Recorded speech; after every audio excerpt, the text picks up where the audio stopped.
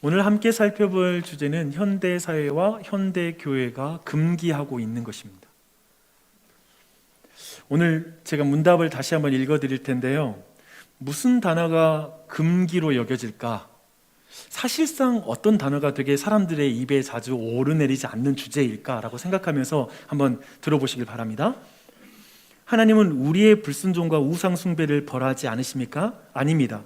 모든 죄는 하나님의 주권, 거룩하심, 선하심과 그분의 의로운 율법을 거스릅니다. 따라서 하나님은 우리 죄에 의로운 분노를 보이셔서 이 땅의 삶과 다가올 삶 모두에서 공의로운 심판으로 그 죄들을 벌하실 것입니다. 여러분 들어보셨을 때 가장 거슬리고 그리고 불편한 단어가 있었습니까? 이제 제가 다시 문답의 근거가 되는 성경 구절 말씀 하나를 더 읽어드릴게요. 로마서 1장 18절이거든요. 최근에 우리는 로마서 1장 말씀 자주 보고 있죠. 오늘 주제도 그 맥락 안에 있기 때문에 그렇습니다. 무슨 단어에 불편한 감정이 드는지 생각하면서 이 말씀 한번 들어보십시오. 하나님의 진노가 불의로 진리를 막는 사람들의 모든 경건하지 않음과 불의에 대하여 하늘로부터 나타나나니. 좀 눈치가 빠른 분들은 지금 비슷한 의미의 단어 두 가지가 이렇게 지금 좀 반복되고 있다라는 걸 좀 찾으셨을 것 같아요. 근데 여전히 아직까지도 눈치가 없으신 분들이 있을 수 있잖아요. 그래서 마지막으로 오늘 본문을 다시 한번 읽어드리도록 하겠습니다. 한번 들어보십시오. 바울이 의와 절제와 장차 오는 심판을 강론하니 벨릭스가 두려워하여 대답하되. 네, 이제 무엇입니까? 무엇이 지금 오늘날 현대사회 그리고 현대교회에서 잘 다뤄주지 않는 주제가 무엇입니까? 그 금기하고 있는 것 같은 것이 무엇이죠? 의로운 분노, 하나님의 진노, 그리고 심판이라는 단어입니다. 물론 우리 교회인들은 이게 익숙하다고 말할 수 있는데 보편적으로 지금 한국교회 전체적으로 그렇다라는 말입니다.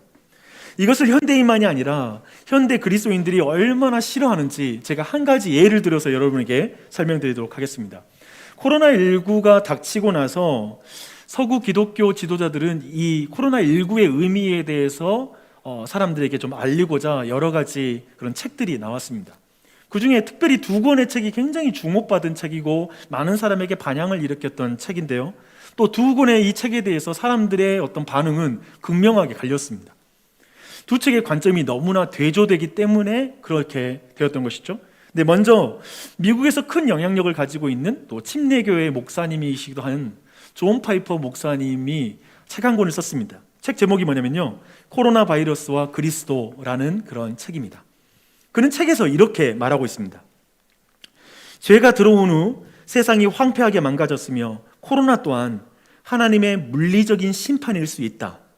또한 헤롯 왕의 교만으로 인해 주의 사자가 헤롯을 친 것을 들어 특정한 죄에 대한 특정한 심판으로 작용할 수 있다는 게 바로 그 증거이다. 그러나 심판은 항상 하나님의 영광과 영원한 은혜로 모든 사람이 회개하고 그리고 바른 삶을 살게 하려 하는 하나님의 촉구이다 라고 이렇게 말하고 있습니다.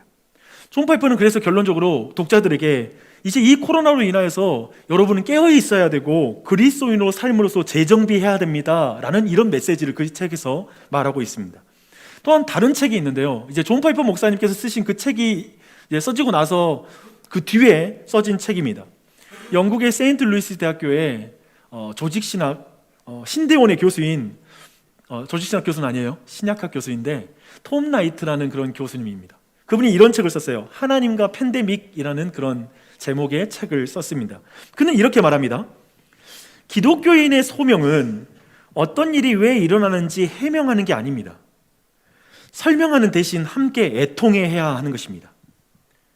예수님은 죽은 나사로 가족에게 어떻게 대하셨습니까? 마음을 위로하셨습니다. 동정하고 우셨습니다. 함께 고통당하셨습니다.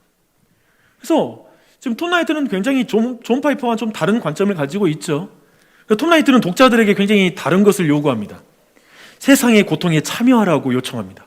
지금 이 코로나 상황 속에서 우리가 거기에서 우리만 고통이 없게 만들어 달라는 게 아니라 지금 이 상황에 함께 고통에 참여하는 것이 바로 그리스도인의 역할이다라고 이렇게 말하고 있고요. 과거에 누구의 죄 때문에 이런 일이 일어나는지를 살피는 건 전혀 의미가 없다. 도리어 그런 건 묻지 말고 대안, 곧 무엇을 해야 되는지를 찾는 게 기독교인으로서 코로나 상황에서의 바른 태도이다라고 이렇게 말하고 있습니다. 이제 제가 여러분에게 몇 가지 질문을 할 거예요. 중요한 질문이에요. 생각해 보세요. 신중하게 생각하고 좀 마음으로 여러분이 대답해 보시길 바랍니다. 첫 번째 질문입니다. 여러분은 누구의 말이 편안하게 들리고 매력적으로 들립니까? 존 파이퍼? 톰 라이트? 아마 10중 8구는 톰 라이트의 말이 훨씬 매력적이고 또 편안하게 여러분에게 와닿았을 것입니다. 근데 이제 제가 좀 다른 질문을 드릴게요. 누구의 말이 성경적으로 바르다고 판단하십니까? 성경적으로 볼 때 누구의 말이 옳은 것 같습니까? 아마 이 자리에 지금 성경에 익숙하고 그리고 성경에 대한 많은 지식이 있다면 어느 한쪽이 완전히 틀렸다고 말할 수는 없다는 걸 알고 계실 거예요. 왜냐하면 이 기라상과 같은 신학자이자 목회자들은 성경에 없는 이야기를 가져오는 게 아니기 때문에 그렇습니다. 성경에 충분한 근거를 가지고 있습니다. 아마도 목사님 아까 내가 질문할 때부터 아니 둘 다 맞는 것 같은데요? 라고 이렇게 생각하는 분이 아마 많이 계셨을 거예요. 그런데 제가 주목하고 싶은 것은 이 두 책에 대한 사람들의 반응입니다. 특별히 한국의 젊은 그리스도인들, 기독교인들 사이에 존 파이퍼는 이 책으로 엄청나게 비판을 받았습니다. 코로나 또한 하나님의 물리적인 심판일 수 있다라는 이 말 때문에 그렇습니다. 예전에 쓰나미가 닥쳤을 때 어떤 목회자들이 나와서 저건 하나님의 심판입니다 라고 말했던 그 기억이 나잖아요. 되게 그 말과 비슷하기 때문에 존 파이퍼의 말에 굉장히 분노감이 생기는 것이죠. 하나님의 진노, 하나님의 심판이라는 표현은 어쩌면 코로나 상황 때문에 이토록 고통을 받고 있고 직장을 잃기도 하고 그리고 사업이 정말 망하고 고통을 받는 사람들이 있다는 걸 생각했을 때 하나님을 너무나 부정적으로 부각시키는 말 같아요. 하나님은 심판일 수 있다라는 이런 표현 말입니다. 설령 그것이 사실이더라도 그렇게 말하는 건 지혜롭지 못한 거야 라고 많은 사람들이 판단할 것입니다. 더 나아가서 아니요, 그거보다 더 심각한 문제인 것 같아요. 이건 좀 더 나아가 진노하시는 하나님은 하나님께 합당하지 않는 생각인 것 같습니다. 왜냐하면 우리는 예수 그리스도를 믿기 때문입니다. 그분의 자비와 은혜를 믿기 때문입니다 라고 이렇게 말하는 것입니다. 그래서 아마도 이런 생각을 하면서 이런 존 파이퍼를 비판한 사람들 사이에서는 어쩌면 코로나19는 인간들이 무분별한 자연을 파괴하고 자연을 어떻게 정복하고 그리고 동식물들을 그냥 무작위로 섭취했기 때문에 사람들이 자업자득으로 얻게 되는 그러한 질병입니다. 하나님 심판 아니에요 라고 이렇게 말하는 것을 좋아하는 것 같습니다. 더야 많은 사람들이 그리스도인들이 이 상황에서 하나님의 심판 그리고 이것은 종말의 하나의 현상입니다 라고 이런 단어를 입 밖으로 좀 내지 좀 말고 좀 나대지 말고 조용히나 있었으면 좋겠다. 특별히 목사님들에게 부탁하는 마음일 수 있겠죠. 제발 조용히나 계십시오 라고 하는 생각을 갖게 되는 것이죠. 여기서 제가 제 입장을 밝히겠습니다. 저는 존 파이퍼와 톰 라이트 둘 다 맞다고 생각합니다. 네, 너무 또 피해가는 겁니까? 근데 제가 정말 주목하고 싶은 건 이거예요. 오늘 말씀을 맥락에서 볼 때 저는 많은 사람들이 존 파이퍼의 책을 읽어보지도 않고 과도하게 혐오하고 있다는 그 정서를 봅니다. 굉장히 싫어합니다. 거의 무시하는 지경입니다. 저는 왜 그런지 제가 알고 있습니다. 제가 지금 계속 우리가 보고 있는 것처럼 하나님의 진노라는 말이 지금 현대사회에서 금기어 있기 때문에 그렇습니다. 사랑의 하나님은 굉장히 보편적이죠. 하지만 지금 하나님은 진노하신다. 진노의 하나님 굉장히 싫어합니다. 근데 우리는 이 주제를 피할 수가 없습니다. 왜냐하면 성경에서는 구약만이 아니라 신약에서도 하나님의 진노라는 단어를 금기어라고 말하지 않기 때문에 그렇습니다. 도리어 굉장히 성경에서 많이 사용하고 있는 단어입니다. 아더핑크라는 되게 아주 성경을 사랑하는 목사님이 계시는데요. 그 목사님이 이렇게 말했습니다. 성구사전을 연구해보라. 성경에는 하나님의 사랑과 애정에 대한 언급보다 하나님의 화, 경노, 진노에 대한 언급이 더 많이 나와 있다라고 말하고 있습니다. 아니, 목사님, 제가 알고 있는 성경에 대한 지식과 다른데요? 라고 말할지 모르겠어요. 한번 직접적으로 하나님의 사랑 이런 표현과 한번 비교해 보십시오. 굉장히 많이 나와 있습니다. 로마서에서만 볼까요? 1장 18절 봤죠? 2장 5절, 12장 19절, 13장 4절, 5절 등을 쭉 보십시오. 2장 5절만 볼게요. 다만 내 고집과 회개하지 아니한 마음을 따라 진노의 날, 곧 하나님의 의로우신 심판이 나타나는 그날에 임할 진노를 내게 쌓는도다. 회개하지 않음으로 말미암아 그 진노의 날, 심판의 날, 너희가 진노를 쌓고 있다. 이렇게 지금 말하고 있습니다. 한 지금 구절에도 진노라는 말이 얼마나 많이 사용되고 있습니까? 신약 전체에 걸쳐서 하나님의 진노, 그 진노라는 말은 오늘 문답에서 우리가 보고 말하는 것처럼 하나님께 반항하는 모든 인간들에게 어떤 수단을 오건 이 땅 아니면 내세에서 반드시 하나님이 부흥적인 행동을 하실 것이다 라고 할 때 그 부흥적인 행동을 하나님의 진노라고 성경에서 사용하고 있습니다. 그래서 오늘 문답의 내용이죠. 오늘 문답 다시 한번 읽어드릴게요. 하나님은 우리의 불순종과 우상숭배를 벌하지 않으십니까? 아닙니다. 모든 죄는 하나님의 주권, 거룩하심, 선하심과 그분의 의로운 율법을 거스릅니다. 따라서 하나님은 우리의 죄를 의로운 분노를 보이셔서 이 땅의 삶과 다가올 삶 모두에서 공의로운 심판으로 그 죄들을 벌하실 것입니다. 분명히 하나님은 우리의 불순종과 모든 우상숭배를 공의로운 심판으로 벌하고 계시는 분이십니다. 지금 이 땅에서도 벌하고 계시고요, 내세에서도 결국 죽음 이후에도 그 일을 행하신다라고 말하고 있죠. 그런데 우리가 지금 여기까지 살펴왔지만 성경에 있다는 건 알겠죠. 근데 여전히 우리 안에 남는 건 뭐냐면 하나님의 진노를 우리 안에 받아들이기는 힘듭니다. 싫습니다. 그게 왜 그렇게 힘든 그 이유가 따로 있습니다. 왜 어떤 거냐면요, 창조주에 대한 불순종이 정말 그렇게 크고도 비통한 벌을 받을 만한 그런 죄입니까? 라는 마음이 우리 안에 있습니다. 이 마음이 있는 이상 하나님의 진노라는 말이 이해가 안 됩니다, 사실상. 그러니까 뭐냐면 내가 뭐 이런 거죠. 도대체 내가 얼마나 나쁜 죄를 지었기에 하나님이 그토록 강한 화를 쌓아놓고 있단 말이죠. 진노라는 것은 강하고 어떤 거친 화를 쌓아놓는 거거든요. 아니, 내가 그렇게까지 잘못했나? 나 그냥 얘 키우고 그냥 우리가 좀 잘 건사하고 이렇게 열심히 살고 싶은 거 그냥 그것인데 뭐 도대체 내가 무슨 잘못을 대단히 져서 하나님이 이렇게 진노한다고 그래? 죄인을 향해? 그런 생각이 들어요. 심지어는 왜 지옥 형벌을 내리죠? 지옥 형벌은 영원한 형벌이에요. 내가 지어봤자 100년 정도 죄를 짓는 건데 그러면 100년 동안 극악의 고통에 두면 되지 왜 영원한 형벌이에요? 도저히 이해가 안 됩니다. 너무 지나치다고 생각이 들어요. 그러니까 쉽게 말하면 내가 그만큼 죄인은 아니라는 거예요. 도대체 죄가 뭐길래 하나님 그러시지? 라는 생각이 들죠. 우리 부모님도 내가 무슨 잘못을 해도 다 감춰주고 끝까지 품어주는 게 우리 부모님들이잖아요. 그렇죠? 근데 하나님이 왜 이렇게 변덕스럽고 화를 잘 내요? 그리고 너무 신경질적이야. 우리 하나님은 분노 조절 장애를 가진 어떤 과격한 폭군이라고 생각이 드는 것 같아요. 그래서 사실 구약 성경과 신약 성경을 볼 때 타 종교인들이 기독교의 하나님과 그리고 야훼 하나님은 인간을 학살하는 사람이고 어떤 신이고 굉장히 잔인한 폭군이다라는 그런 표현을 쓰기도 합니다. 정말 그렇게 이해해야 될까요?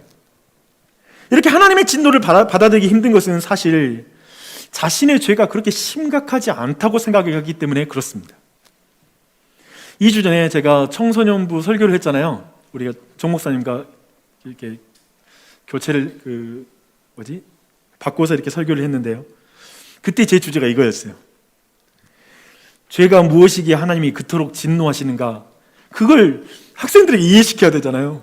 그래서 그 내용을 아주 거기에 초점에 맞춰서 잔뜩 그 이야기를 해놨습니다. 그래서 혹시 이 주제를 더 알고 싶다면 2주 전 설교를 한번 또 들어보시기 바랍니다.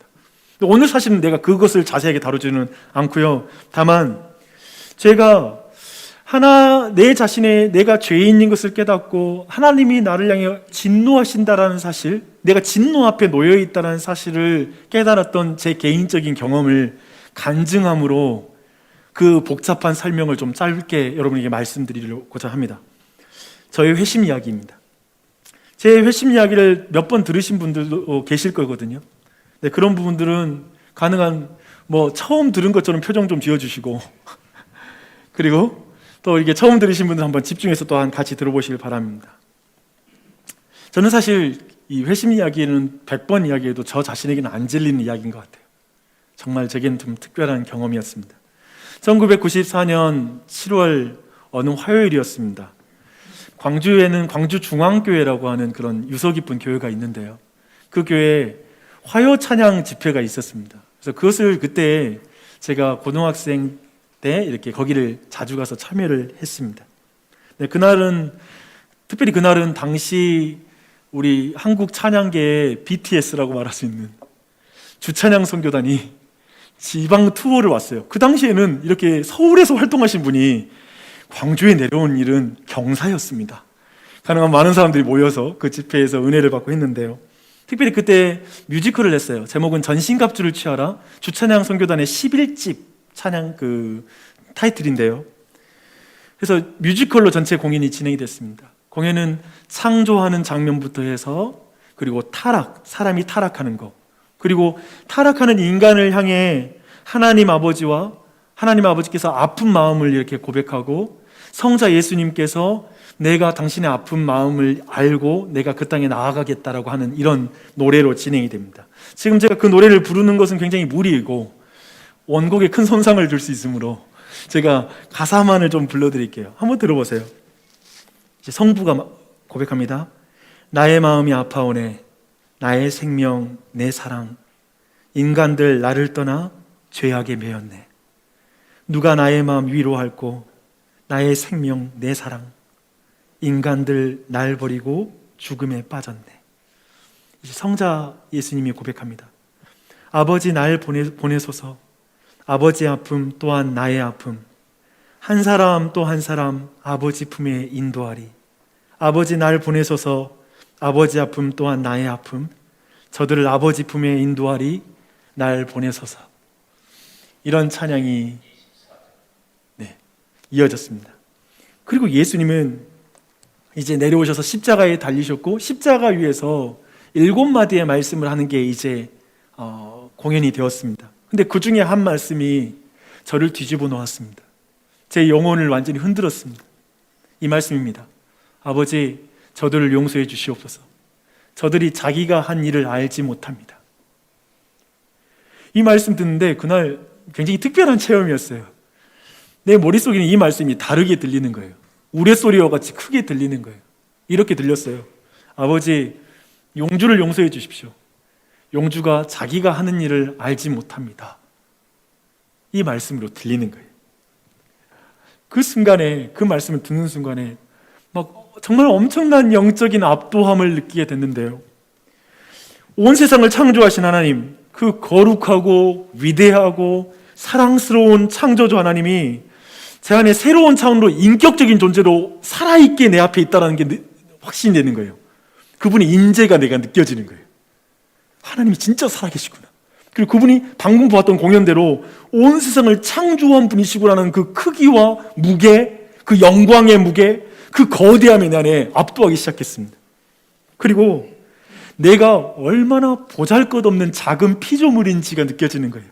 그분 앞에 얼마나 작은 존재인지, 그리고 내가 그런 존재가 하나님을 떠난 죄인이라는 사실이 내 안에 이제 인정되기 시작했습니다. 내가 하나님을 떠나 죄악에 매여 있는 상태인 것을, 그리고 내가 예수님을 그 자리에서 십자가에 못 박은 저 앞에 방금 전에 공연에서 봤던 그 죄인, 예수님을 못 박은 게 나였구나라는 사실이 알겠는 거예요. 내 죄 때문에 예수님이 십자가에 못 박혀 죽으셨구나. 그런데 내가 예수님을 십자가에 못 박았는데 그 예수님이 방금 그 말씀을 저한테 하시는 거예요. 아버지, 용주를 용서해 주십시오. 용주가 자기가 하는 일을 알지 못합니다. 정말 깊은 슬픔이 저를 압도하면서 정말 눈물을 펑펑 흘리면서 절규했던 것 같아요. 바닥에 그냥 털썩 주저앉았습니다. 그리고 하나님께 하나님, 하나님 외치고 울었던 기억이 납니다. 내 자신이 정말 보잘것없음과 그런 보잘것없는 인생을 창조주가 사랑한다라는 게 너무 압도당한 거예요. 난 너무 작은데 창조주가 나를 사랑해? 라는 사실이 내 안에 믿어졌으니까요. 저는 제 개인적으로 그날을 잊을 수가 없습니다. 저는 제 이 경험이 매우 극적이고 매우 특별한 체험이라는 걸 잘 알고 있습니다. 그래서 저는 어쩌면 이 시간에 여러분에게 여러분 저와 같은 체험이 없으면 여러분의 구원을 의심해 보세요, 이런 말을 하고 싶은 게 아닙니다. 또 여러분이 기도해서 나도 저런 체험을 하게 해주세요, 그렇게 하려고 제가 이 말씀을 드리는 것이 아닙니다. 다만 제가 경험한 그 복음의 내용을 한번 주목해 보십시오. 그 복음의 내용이 중요하다는 것이죠. 제가 경험한 복음은 나의 죄와 내 죄에 대한 하나님의 진노를 예수 그리스도께서 대신 받아주셨고 난 그 예수 그리스도를 믿음으로 말미암아 구원을 얻는다 라는 것입니다. 여러분의 삶에 저와 같은 대단한 체험이 없어도 괜찮습니다. 체험으로 확신할 수가 없습니다. 오직 하나님의 말씀을 들음으로 확신할 뿐이니까요. 그게 참 믿음이에요. 내가 하나님의 진노 앞에 놓인 죄인임을 알 때 나는 나의 진노를 대신 당하신 창조주 그리스도의 은혜가 뭔지 알겠더라고요. 그걸 연결이 되더라고요.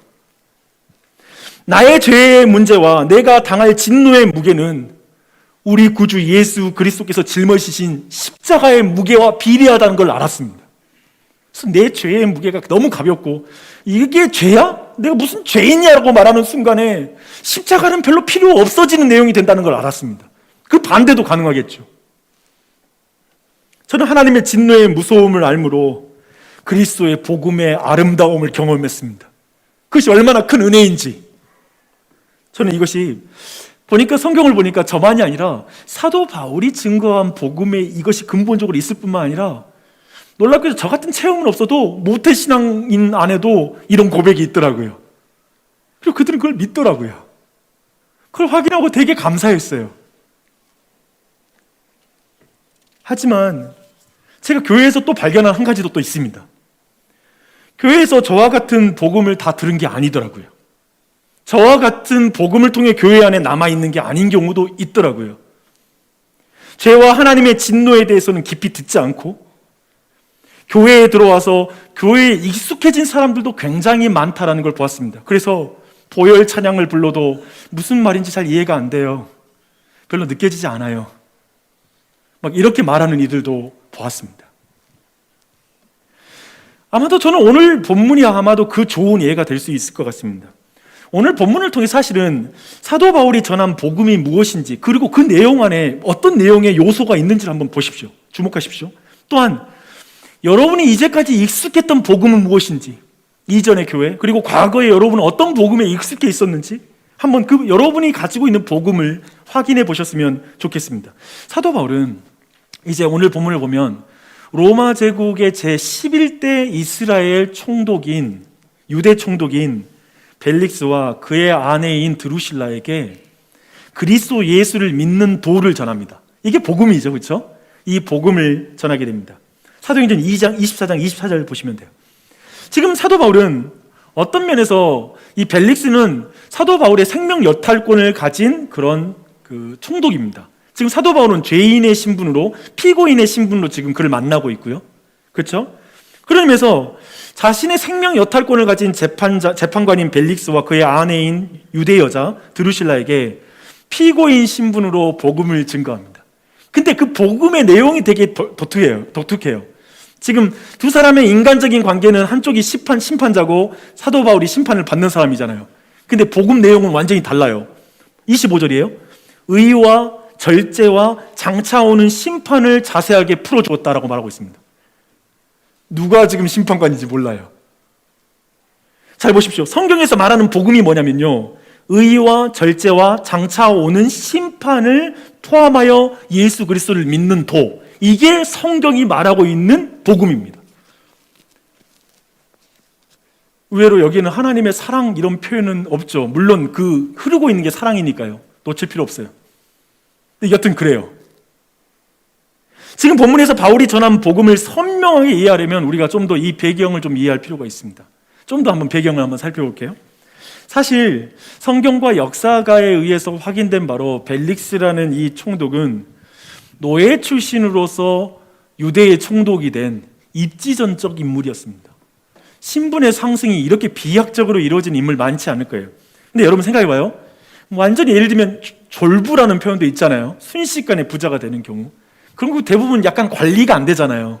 그리고 어떻게 해야 될지 인격과 그 돈 소유와 인격이 연결이 안 되잖아요. 그래서 실수를 많이 하게 되는 걸 볼 수 있죠. 예를 들면 로또를 맞으면 삶이 파괴되는 경우를 많이 보니까요. 예를 들면 이런 인물이기 때문에 여러분 이렇게 권력의 어떤 지향 가운데 총독이 됐으니까 이 사람이 어떤 사람일지 대강 상상이 됩니다. 그리고 권력에 올랐을 때 그가 얼마나 오용했을지 충분히 상상이 되는 그런 인물이에요. 그 자신은 3번을 결혼한 사람이었습니다. 윤리적 문제가 있죠. 오늘 본문에서 볼 수 있듯이 사도 바울을 만나는 이유가 뭐냐면 뇌물을 받으려고 그래요. 굉장히 돈에 환장한 사람입니다. 왜 돈에 환장했냐 싶으면은 이 미천한 신분으로 중앙정부와 줄을 대려면 얼마나 돈과 뇌물을 많이 썼겠습니까? 그거 하나가 안 되니까 계속 끊임없이 죄수들에게도 뇌물 받아가지고 판결을 굽게 하는 그런 인물이기도 했던 것이죠. 그는 자신이 오른 그 권력을 지키는 게 지상사명이었을 거예요. 내가 어떻게 유대의 총독이 됐는데 아마 이것에 완전히 사로잡혀 있었을 것입니다. 그렇기 때문에 로마인인 바울을 오늘 말씀 보면 유대인의 여론을 의식해서 유대인들의 지지를 좀 받으려고 보통 바울은 로마 시민이었거든요. 로마 시민권을 가진 사람은 2년 이상 구류에 둘 수가 없어요. 죄를 정하지 않고 판결을 내리지 않고 잡아둘 수 없는데 지금 2년 이상 잡아두고 있는 거예요. 왜냐하면 유대인들의 민심을 얻으려고. 어떤 인물인지가 딱 나오죠. 그렇죠? 그리고 그녀의 아내인 드루실라도 어떤가요? 그녀는 제가 아는 바로 14살 때 약혼을 했다는 그런 기록이 있습니다. 근데 그렇게 결혼한 그 남편과 헤어져요. 근데 그 남편과 부부관계였을 때 벨릭스의 유혹을 받아서 이혼하고 벨릭스의 아내가 된 인물입니다. 근데 그 사람이 유대인이에요. 그러니까 이 사람의 신앙이 어떤 수준이었는지 충분히 우리에게는 짐작하고 남는 그런 내용이기도 하죠. 그렇게 막대먹은 권력자에게 여러분이 복음을 전한다면 여러분은 어떻게 복음을 전하시겠습니까? 근데 그 사람이 아까 본 것처럼 여러분의 신분과 생사 여탈권을 쥐고 있는 힘 있는 사람이에요. 여러분 그 사람에게 어떻게 복음을 전하시겠어요? 그는 권력자예요. 재판관이에요. 그런데 사도 바울은 뭘 전하냐면 의와 절제와 장차 오는 심판을 전합니다. 벨릭스와 드루실라에게 하나님 앞에서 옳고 그름이 뭔지 그 기준을 말해줍니다. 그리고 당신이 욕망을 가지고 있지만 절제해야 된다고 말하고 있습니다. 절제하지 못한 당신의 그는 죄다. 그리고 그 죄에 대해서 회개하지 않으면 하나님의 심판이 곧 임한다 라고 이렇게 말하고 있습니다. 사실 이 모든 내용은 이 벨릭스 부부에겐 되게 부끄럽고 민망한 내용 아니에요? 만약 여러분들이 이혼을 하고 재혼한 부부를 앞에 딱 두고 예수님의 복음을 증거한다고 생각해봐요. 옳고 그름 다 말하고 당신은 정말 죄를 지은 것입니다. 근데 정말 회개해야 됩니다. 예수님 믿으세요. 안 그러면 심판받아요. 뭐 이런 복음 전할 수 있을까요? 별 관계 아닌데도 이해관계가 없어도 이런 복음을 전하는 게 쉽지 않겠죠. 그렇죠? 근데 지금 이게 참 다른 거예요. 지금 사도 바울은 재판관인 거예요. 죽이고 싶으면 자신을 죽일 수 있는 사람이에요. 근데 복음에 있어서 정확하게 증거하고 있습니다. 지금 사도 바울은 심판을 조장하는 공포장사를 하는 게 아닙니다. 도리어 그에게 당신에게 심판을 피할 길은 오직 예수 그리스도를 믿는 것 외에는 다른 방법이 없어요. 다른 방법이 없어요. 예수님이 당신이 당할 하나님의 진노를 대신 당하셨어요. 그 예수님을 믿으세요. 만날 때마다 이걸 증거하는 거예요. 사도 바울은 2년이라는 긴 시간 동안 그들을 만날 때마다 이 복음을 증거했습니다. 그런데 이 부분에서 약간 해석이 갈리는 부분이 있습니다. 뭐냐면 벨릭스가 단지 뇌물과 그리고 유대인의 눈치를 보는 것이었다면 이렇게 지속적으로 만날 필요가 있을까? 뭐 뇌물 못 받을 건 몇 번 만나보면 알잖아요. 근데 왜 이렇게 지속적으로 만났을까? 그리고 또 여론을 생각한다면 안 만나고 그냥 구류에 두면 되잖아요. 그렇죠? 그런 의미에서 이렇게 복음을 왜 들었을까라는 것에 대해서 칼빈은 벨릭스와 드루실라가 바울의 말에 어느 정도 귀를 기울이면서 약간의 마음이 기울기도 했다라고 이렇게 해석을 합니다. 말씀을 보면 그게 나오잖아요. 죄와 하나님의 진노에 대한 말씀을 듣고 그 마음이 크게 두려웠다라고 말하잖아요. 그렇죠? 그리고 잠시 물러나 있어라, 다시 부를게 라고 이렇게 말했다고 말하고 있습니다. 근데 성경이 분명히 벨릭스와 이 부부가 회개했다라는 말씀이 없습니다. 그는 마음에 진지하게 복음에 대해 고민했을 수 있겠죠. 하지만 분명한 것은 지금 사도 바울은 기독교 역사상의 최고의 설교가이고 최고의 신학자이고 최고의 변증가이기도 하고요, 최고의 복음 전도자예요. 최고의 선교사라는 칭호를 받아요. 근데 그 사람이 만날 때마다 복음을 들려주는데 그는 그의 우상을 버리지 못해요. 그 우상이 뭔가요? 총독의 자리, 권력과 그리고 내가 정말 이 돈과 이런 모든 걸 누릴 수 있는 이 자리, 그거 못 내려놓는 거예요. 총독으로서의 그 권력 기반을 내려놓지 못합니다. 그런데 이 일이 오늘날의 우리의 일상에서 반복이 됩니다. 우리의 삶에서도 반복될 수 있습니다.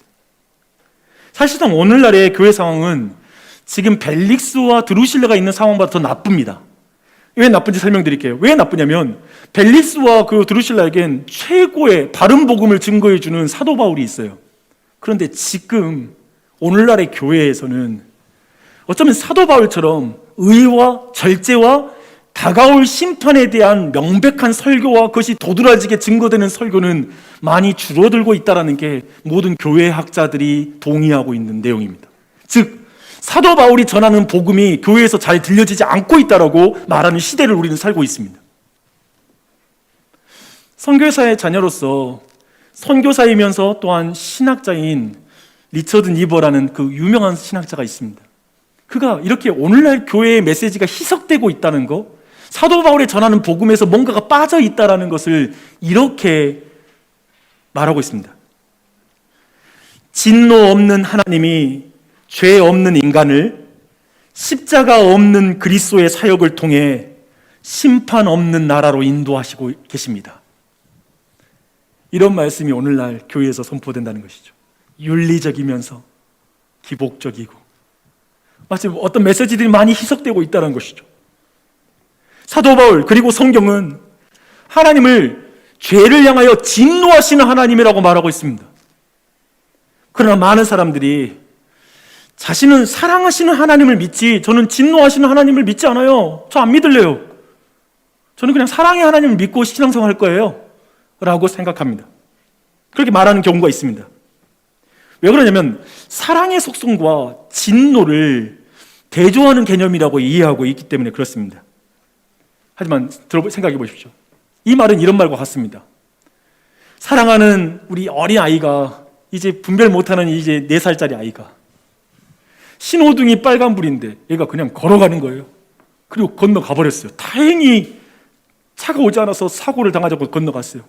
엄마는 발을 동동 굴다 거기 있어 라고 외치고 나서 신호등이 바뀌고 뛰어가서 엉덩짝을 때리는 거죠. 화가 나서 왜 신호등 안 바뀌었는데 갔어? 왜 엄마랑 같이 건너야지 안 건넜어? 하고 아이를 막 때립니다. 그 순간에 옆에 보는 사람들이 야, 저 엄마가 사랑이 없구나. 아이에게 왜 이렇게 화를 내? 왜 아이에게 저렇게 분노하지? 이렇게 생각하는 사람이 어디에 있겠습니까? 도리어 그렇게 아이가 건너갔는데 그냥 전혀 흥분하지도 않고 화도 안 내고 가서 인격적으로 난 너를 사랑하니까 인격적으로 괜찮아. 그럴 수 있지 뭐 그렇게 말하는 것이 사랑입니까? 아니죠. 우린 그걸 도리어 이건 뭐라고 하죠? 아이를 방치하는 것이죠. 사랑하지 않는 것이라고 말할 것입니다. 그런 의미에서 사랑과 분노는 같이 갑니다. 사랑하기 때문에 분노하는 거예요. 하나님이 왜 죄에 대해 그토록 민감할까요? 우리의 궁금함이 아까 제가 했던 질문이죠. 우리는 근본적으로 내 죄가 그렇게 크지 않다라고 생각하기 때문에 하나님의 진노에 대해서 별로 와닿지가 않고 거부감이 생긴다라고 말씀을 드렸습니다. 한번 다시 질문하죠. 왜 하나님이 우리의 죄에 그렇게 민감하게 분노하실까요? 사람이 마음으로 음욕도 품을 수 있고 미워할 수도 있고 욕심 부릴 수도 있는데 왜 그것까지 단속해요? 왜 하나님 우리의 사상을 단속해요? 왜 내 생각까지 죄라고 말해요? 이것은 너무 지나치죠. 그리고 그게 진노한다고 그러니까 그냥 사람 죽이라고 말인가? 이런 생각이 들어요. 왜 그러냐면 사랑의 관계는 마음에서 멀어지면 끝장나기 때문에 그렇습니다. 부부끼리 지지고 볶고 싸워도 괜찮아요. 난리 피우십시오. 잘 싸우십시오. 성경적으로 싸우십시오. 부지런히 싸우십시오. 괜찮아요. 그런데 마음이 멀어지면 그게 진짜 심각한 문제예요. 사랑하는 마음으로 잘 싸울 수 있거든요. 좋아하니까 또 바로잡고 싶기도 하고 이랬으면 좋았을 것 같아서 싸우기도 하거든요. 근데 싸움이 멈춰버리면 그게 무서운 일이에요. 그게 진짜 무서워요. 지금 계속해서 제가 주목하는 것은 왜 마음의 죄까지 성경이 말하는지를 주목하고 있습니다. 왜 그게 화나는지. 왜냐하면 여러분이 부부 사이에서 상대의 마음이 나로부터 멀어졌다는 순간에 여러분은 분노해요. 그 사람이 특별하게 외도를 피운 것도 아니고 다른 것도 아니거든요. 근데 마음이 멀어졌어. 왜냐하면 그처럼 부부관계는 친밀하기 때문에 그래요. 그거 가지고 고소해요? 고소할 거리가 아니잖아요. 그렇죠? 잘 생각해 보십시오. 여러분에게 가장 중요한 관계일수록 관계를 깨뜨리는 작은 것에 민감합니다. 마음에서부터 민감해요. 그래서 인간을 하나님께로부터 떨어뜨려 죽음으로 몰아넣는 악과 불의, 폭력에 대해서 하나님은 진노 안 할 수가 없어요. 왜냐하면 내 자식을 죽음에 이르게 하는데요. 하나님부터 멀어지게 만드는데요. 하나님이 그거 하나하나에 진노하시는 거죠. 화를 내는 거죠. 왜냐하면 죽을 길이니까. 길 건너는 내 아이에게 내가 갖는 감정을 주님이 가지시는 것이죠. 그래서 예일대학교의 조지신학 교수인 미로슬라브 볼프라는 신학자는 이렇게 말합니다. 죄에 대해 진노하지 않는 신은 사랑의 하나님이 아니라 불의와 기만과 폭력의 공범일 뿐이다. 여러분이 죄를 짓고 넘어져도 가만히 내버려 두시면 여러분이 하나님의 자녀가 아니라는 거예요. 우린 밖에 나가서 내 자식 아닌 경우에 길 건넌다고 뭐라 혼 안 내잖아요. 내 자식이 아니니까 부모가 혼내겠지 뭐. 내 자식은 그렇게 못 보죠. 저에게 죄에 진노하시는 분은 제게도 두려운 분 맞습니다. 시편을 한번 보십시오. 다윗과 모든 위대한 성경의 인물들을 보십시오. 그들은 하나님을 경외해요. 하나님을 두려워합니다. 하지만 그들은 매를 때리는 하나님을 볼 때에도 하나님의 사랑을 느껴요. 이것을 주목해야 돼요. 왜냐하면 분노와 사랑이 같이 있다는 걸 알거든요. 하나님이 사랑하니까 날 때리는 거야라는 걸 알아버린 거예요. 마치 우리가 그때는 몰랐지만 부모님의 매에서 지금은 우리가 사랑을 느낄 수 있는 나이가 되지 않았습니까? 자식 키우다 보니까 그래요. 그거 나를 사랑해서 하는 건데 라는 생각이 들어요. 하나님의 사람들이 하나님의 진노를 볼 때 그것이 하나님께로 회개하라고 하는 초대장으로 보기를 원하십니다. 마치 우리가 자녀에게 화를 낼 때 그 죽음에 이르게 할 수 있는 습관과 악한 것으로부터 돌이키기 원하는 마음 때문에 그러는 것처럼 그렇습니다. 미로슬라브 볼프 교수님은 정확하게 이 부분을 포착하고 있는 거예요. 죄에 대해 진노하지 않는 신은 사랑의 하나님이 아니라 불의와 기만과 폭력의 공범일 뿐이다. 그렇게 말하고 나서 그는 이렇게 말합니다. 인간의 분노는 문제를 일으키지만 하나님의 의로운 진노는 세상을 구원하신다. 좀 어렵죠? 인간의 분노는 사람들을 문제를 일으킬 뿐이지만 하나님의 의로운 진노는 세상을 구원하신다. 인간의 분노는 사람 잡아요. 알죠? 내 화가 내 자식 잡습니다. 인간의 분노는 쉽게 왜곡이 돼요. 그럼 하나님의 의로운 진노는 세상을 구하십니다. 자녀를 키울 때 우리가 진짜 속상할 때가 있어요. 언제 속상한지 아세요? 아이들을 바로잡으려고 매를 때리죠. 그렇게 때렸는데, 혼을 냈는데, 바로잡으려고 그랬는데, 얘가 이렇게 말하는 거예요. 엄마, 아빠 미워! 나 싫어하잖아. 나 미워하잖아. 왜 매를 때? 아니야, 내가 너를 사랑해서 그렇지. 그러면 왜 매를 때려? 왜? 라고 이렇게 아이들이 우리에게 말할 때가 있습니다. 때론 그 아이가 잘못한 것 때문에 아픈 게 아니라 걔를 바로잡으려고 내가 매를 때리고 타이르는데 아이가 아빠 엄마가 나를 미워한다고 말할 때 우리는 더 속상합니다. 더 마음이 아파요. 더 마음이 아파요. 그래서 그렇게 오해당하는 게 지독하게 부모들은 싫습니다. 그래서 심지어 점점 더 우리는 아예 혼을 내지 않을 때도 있습니다. 그런 시간이 싫어서요. 정확히 하나님 아버지의 마음이 그와 같습니다. 하나님이 죄에 진노하시면 사람들이 하나님이 나를 미워한다고, 나를 저주한다고, 나를 버린 게 틀림이 없다고 하며 말하면서 도망치는 거예요. 교회에서 도망치는 거예요. 교회에서 의와 절제와 장차 있을 심판에 대한 복음을 들으면 우리 교회는 너무 부담스러운 말씀 많이 해. 이건 너무 그냥 마음에 부담이 돼. 그냥 다른 정말 편안하게 내가 일주일 동안 얼마나 힘들게 살다 왔는데 교회에서 맨날 이런 말을 들어야 돼? 헌금 내면서 왜 내가 나쁜 말을 들어야 되지? 사실 그것이 하나님의 마음을 또 아프게 하는 거예요. 제 생각은 뭐냐면 우리가 삶으로 죄 안 지을 수 없어요. 근데 그 다음에서 실패하면 안 돼요. 하나님 왜 이래요? 죄를 지어 하나님을 아프게 하지만 사실 그 이후 우리 태도가 하나님의 마음을 아프게 한다는 걸 기억하십시오. 우리 모두는 하나님의 의로운 법 앞에 자기 욕망을 중시하며 절제하지 못하고 그 법을 어기고 죄를 지어 하나님의 진노 앞에 있게 되었다라고 하는 성경의 이 말에 대해서 아마 이 자리에 대부분은 동의하실 것이고 그것에서 어려움은 없을 것입니다.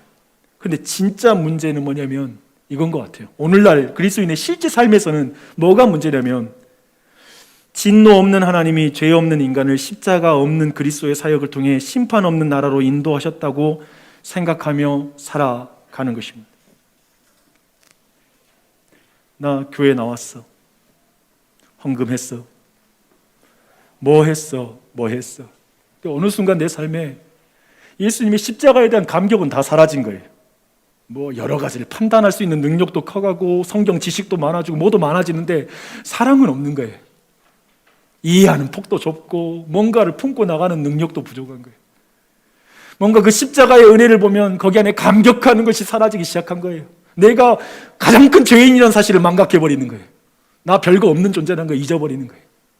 그러면 교만하고 판단하고 평가하고 그런 모든 상황 속에 내 자신이 그냥 들어가 있는 거예요.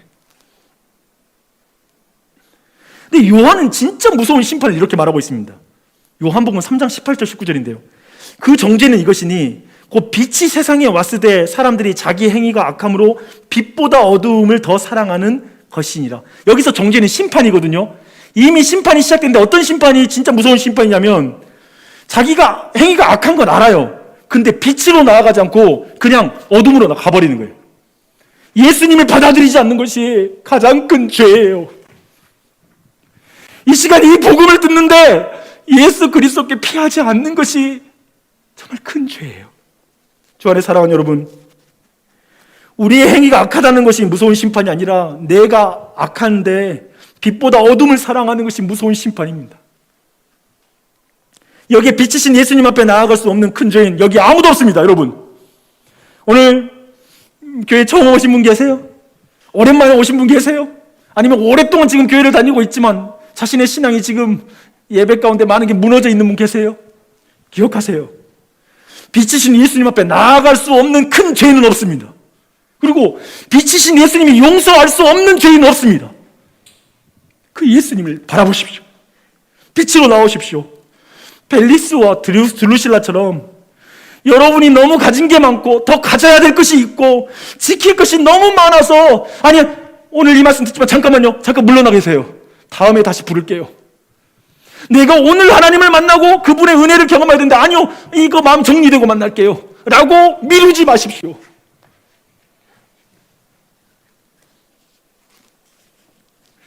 제가 이 말을 이 자리에 있는 구도자에게만 하는 말이 아니라는 걸 꼭 기억하십시오. 이 자리에 교회에 익숙하신 여러분, 다시 한번 말합니다. 여러분이 이 복음을 붙잡고 사십니까? 내 삶의 의와 절제, 그리고 하나님의 심판에 대한 감각도 사라지고, 그리고 결국 십자가에 대한 감격들을 잃어버리고 있는 모습은 없습니까? 오늘날 아까 레슬리 아까 말했던 신학자 리처드 니버의 말을 꼭 기억하십시오.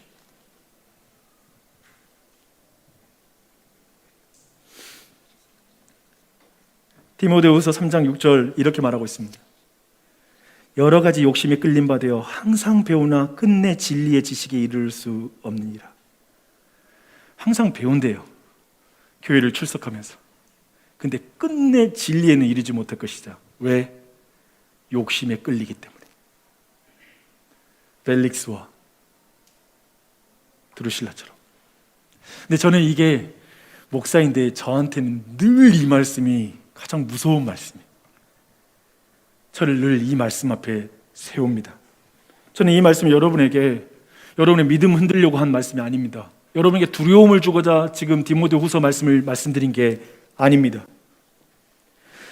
의와 절제와 하나님의 심판을 지우면 그리스도를 믿는 도가 지워지기 때문에 말씀드리는 것입니다. 의와 절제와 하나님의 심판을 흐리게 하면 십자가에 드러난 하나님의 사랑도 흐려지기 때문에 그렇습니다. 왜냐하면 그 심판은 나를 향한 심판이거든요. 나를 대신한 심판이거든요. 의와 절제와 하나님의 심판을 지워서 우리의 신앙생활이 죄책감이 없이 자유롭게 할 수 있는 게 아닙니다. 성경이 말하는 건 나의 죄책과 그리고 모든 형벌을 예수님이 대신 받으신 걸 믿음으로 말미암아 너가 죄책감이 없이 자유 가운데 살 수 있다라고 말씀하고 있습니다. 전 여기에서 자유를 경험했어요. 제게 신앙은 또 한편의 무거움이었거든요. 근데 이제 예수밖에 없구나. 복음이 너무 아름답지 않습니까? 복음이 너무 위대하지 않습니까? 이 복음을 믿고 싶지 않습니까? 다시 이 복음을 믿는 믿음을 회복하고 싶지 않습니까? 이 복음을 중심으로 살고 싶지 않으십니까? 잠시요. 지금 잠깐 제가 두려워요. 그렇게 밀지 마시고 다음 주가 아니라 오늘 그리스도를 믿고 그분을 의지하여 사십시오. 그 은혜가 온 교회에 넘치기를 축원합니다.